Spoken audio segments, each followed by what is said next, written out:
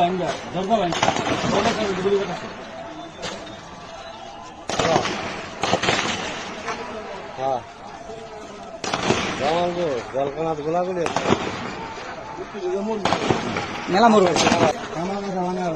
আসলে গুড়ি একটু দূর পর্যন্ত আসে কিনা ভয় তো এটাই ভিতরে ঢুকে গুলি করবো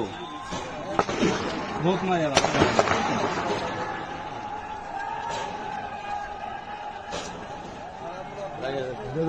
গেট ছুঁয়ে যখন যাবো না তখন দু চারটা জন বলতে মরে যাবো গা তখন আমি দৌড় দিব